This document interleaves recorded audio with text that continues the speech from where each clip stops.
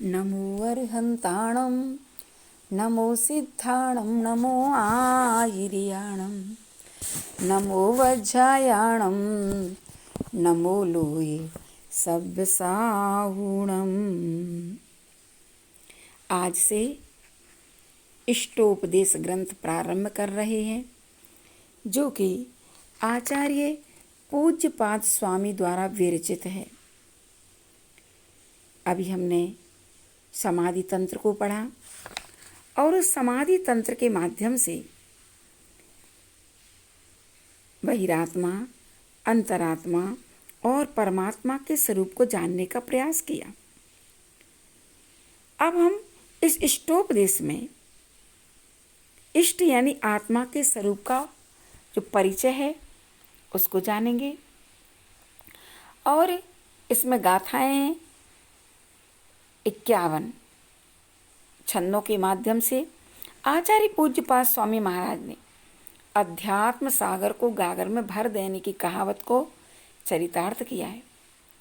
इसकी रचना का एकमात्र कारण है कि संसारी आत्मा अपने स्वरूप को पहचान कर इंद्रिय, शरीर और सांसारिक अन्य पदार्थों से अपने को भिन्न अनुभव करने लगे और असावधान बना प्राणी विषय भोगों में ही अपने समस्त जीवन को व्यतीत ना कर दे।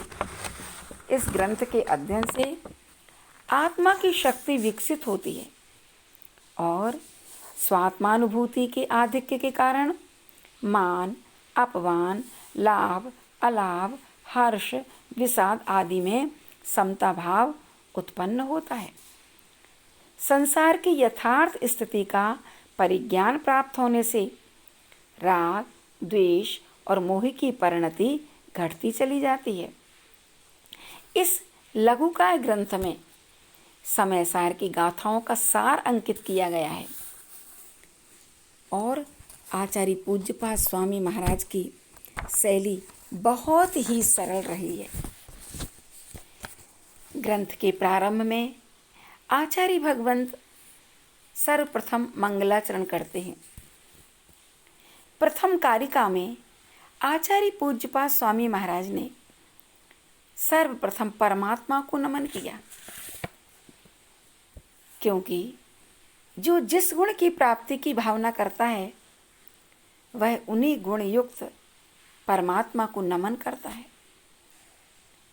परमात्मा के गुणों को चाहने वाले आचार्य पूज्यपाद स्वामी महाराज स्वयं उक्त भावना से परमात्मा को नमस्कार करते हुए ग्रंथ का प्रारंभ करते हैं। यस्य स्वयं स्वभावाप्ति रभावे कृत्स्न कर्मणः तस्मै संज्ञान रूपाय नमोस्तु परमात्मने। यस्य स्वयं, यहाँ संयुक्त अक्षर है ना, इसलिए यस्य स्वयं बोलेंगे। यस्य स्वयं, यस्य माने जिन भगवान को या जिन भगवान ने कृत्स्न कर्मणा, कृत्स्न माना होता है समस्त, कर्मणा माने कर्मों को, यह समस्त कर्मों को जिन्होंने क्या कर दिया है, अभावे, अभाव हो जाने पर, यह जिन भगवान के समस्त कर्मों का अभाव हो जाने पर स्वयं अपने आप स्वभाव आपति यानी स्वभाव की प्राप्ति हो गई है, यानी संपूर्ण कर्म जिनके नष्ट हो चुके हैं ऐसे, और जो अपने स्वभाव में लीन है। तस्मई, उस संज्ञान रूप आए जो अनंत ज्ञान स्वरूप है, सम्यक ज्ञान रूप है, ऐसी परमात्मा ने नमोस्तु, ऐसी परमात्मा के लिए नमः अस्तु, नमस्कार करता हूँ।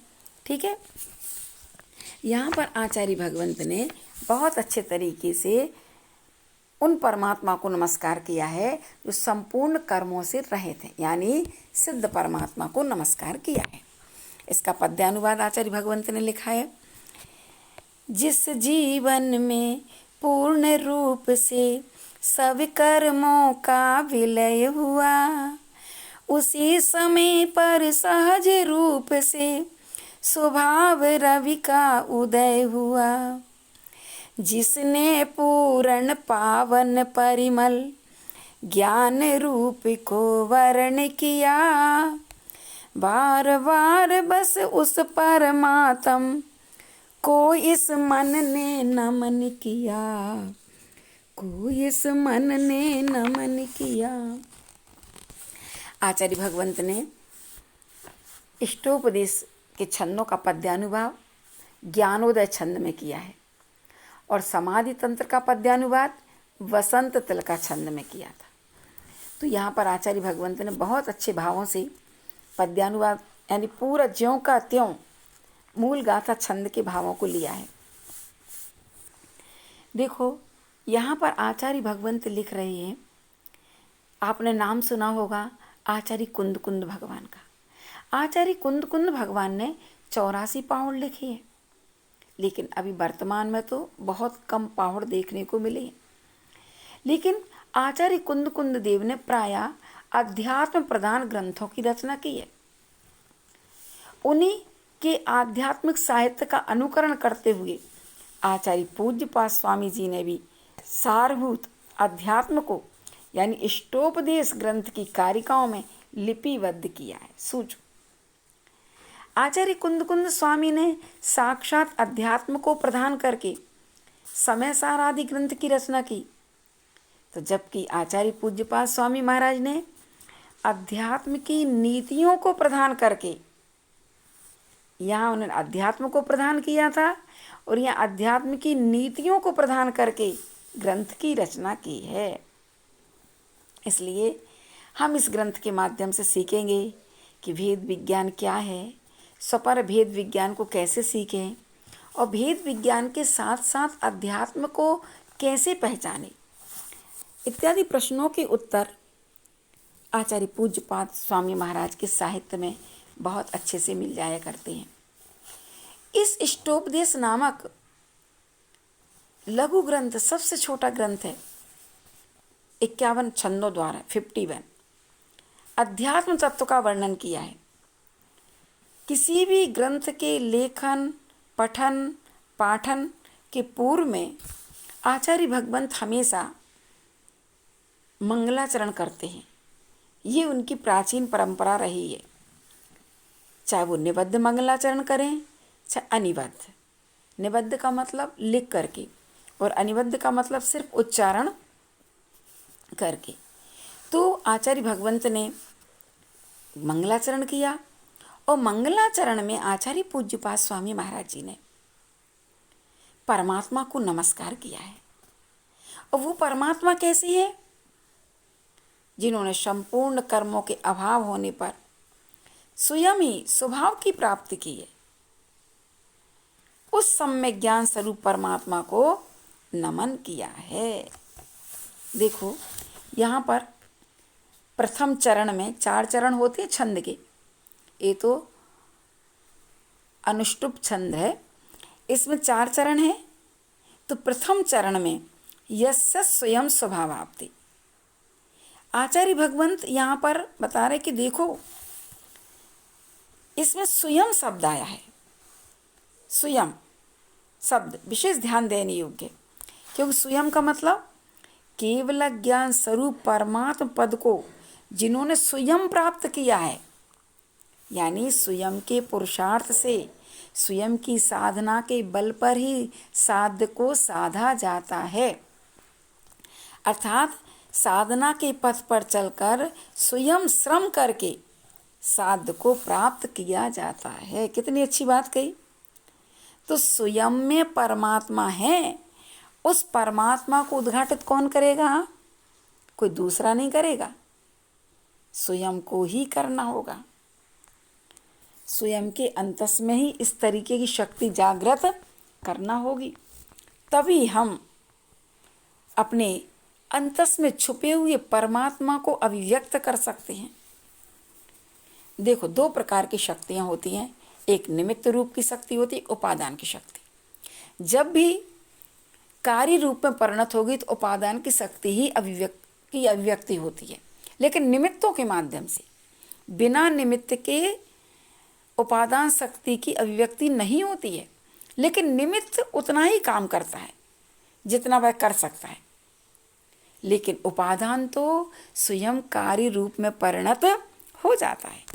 तो उपादान की शक्ति को प्रकट करने के लिए आचार्य भगवंत ने कहा यस्य स्वयं स्वभाव आपति, जिन्होंने स्वयं ही स्वभाव की प्राप्ति की है।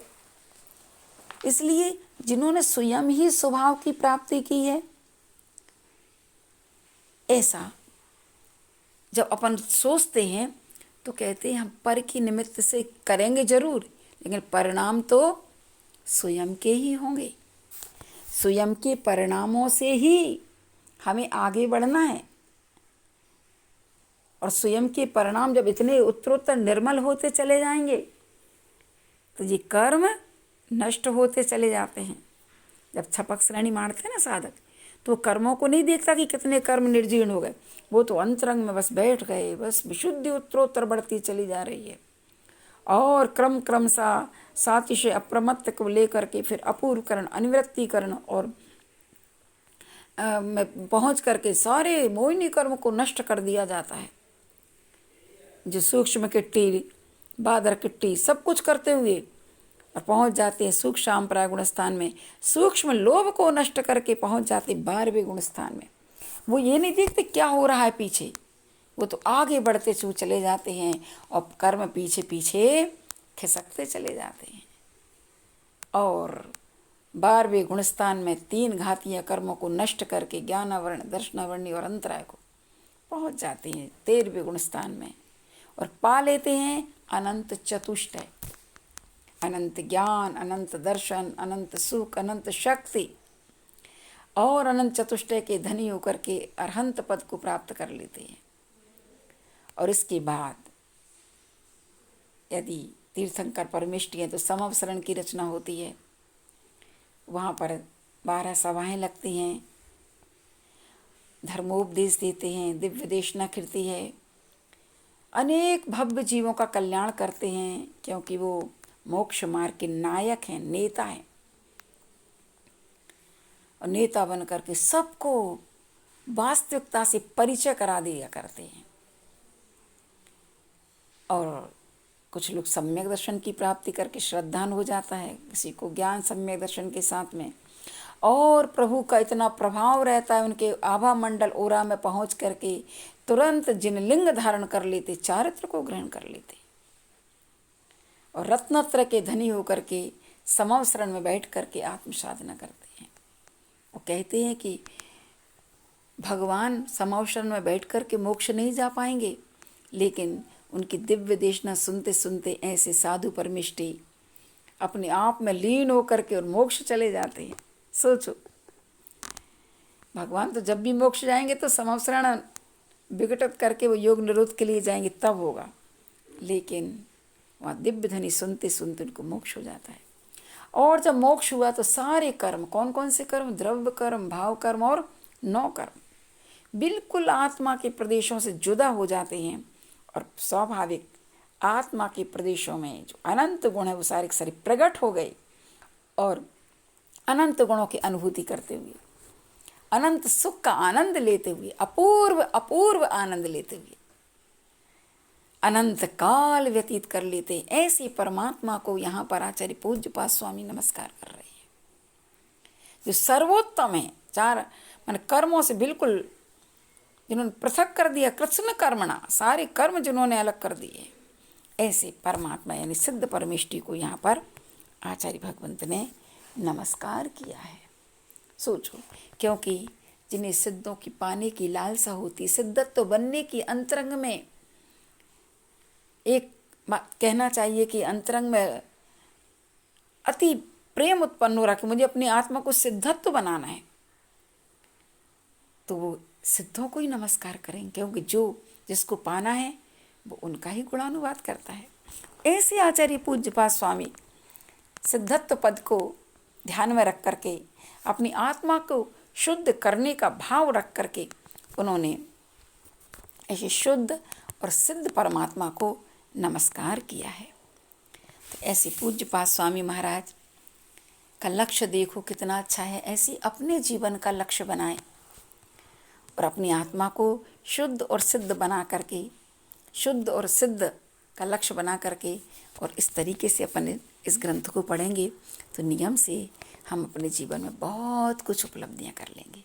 इसलिए आज प्रथम दिन है तो आज इतना ही रखेंगे। बोलो आचार्य गुरुवर श्री विद्यासागर जी महामुनि महाराज की जय।